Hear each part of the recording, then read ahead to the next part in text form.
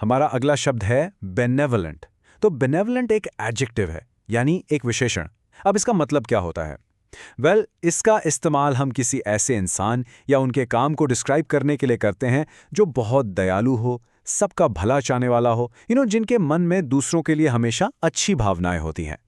बिल्कुल आसान शब्दों में कहें तो बेनेवलेंट का मतलब है परोपकारी या बहुत ही कल्याणकारी। आइए इसको एक एग्जाम्पल से समझते हैं ताकि ये और क्लियर हो जाए। देखिए, सेंटेंस है he was a benevolent king always looking after his people. इसका मतलब हुआ वह एक परोपकारी राजा था जो हमेशा अपनी प्रजा का ख्याल रखता था।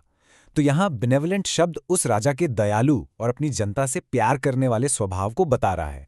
सिंपल। ओके, एक और यूज देखते हैं इसका, थोड़ा अलग कॉन्टेक्स्ट में। यहाँ सेंटेंस है the companies benevolent fund helps employees in times of crisis.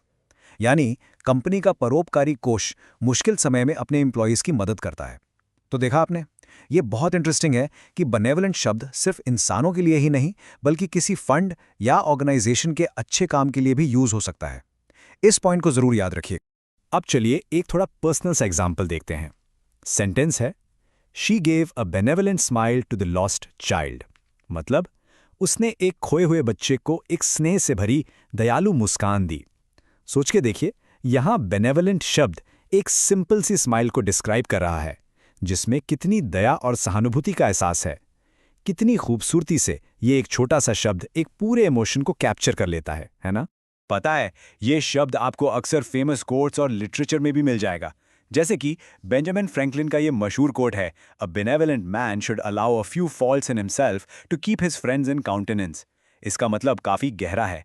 ये कहता है कि एक परोपकारी इंसान को अपने अंदर थोड़ी बहुत कमियां रहने देनी चाहिए ताकि उसके दोस्त उसके सामने झिझके नहीं, कंफर्टेबल महसूस करें। चलिए अब अपनी वोकैबुलरी को थोड़ा और बढ़ाते हैं और बेनेवोलेंट के कुछ सिनोनिम्स यानी इससे मिलते जुलते शब्द देखते हैं। तो इसके सिनोनिम्स हैं काइंड, जिसका मतलब है दयालु। फिर है कंपैशनेट, यानी जिसके दिल में दया हो। उसके बाद है जेनरस, यानी दिल से खर्च करने वाला या उदार। और आखिर में केयरिंग, यानी जो सबका ख्याल रखता हो। ये सारे शब्द बेनेवोलेंट होने के अलग अलग पहलुओं को दिखाते हैं। ठीक है, अब सिनोनिम्स तो हो गए, अब आते हैं इसके एंटोनिम्स पर, यानी इसके अपोजिट वर्ड्स। इन्हें समझने से कॉन्सेप्ट बिल्कुल क्रिस्टल क्लियर हो जाता है। तो बेनेवलेंट का उल्टा है मैलेवलेंट, मतलब जो दूसरों का बुरा चाहता है। फिर है क्रूल, यानी क्रूर या निर्दयी। एक और है अनकाइंड, जो बिल्कुल भी दयालु ना हो। और आखिर में मैलिशियस, यानी जिसके इरादे ही गलत हों। ये सारे शब्द बेनेवलेंट के एकदम अपोजिट हैं। बस आज के लिए इतना ही। मिलते हैं नेक्स्ट वीडियो में एक नए शब्द के साथ। Happy learning.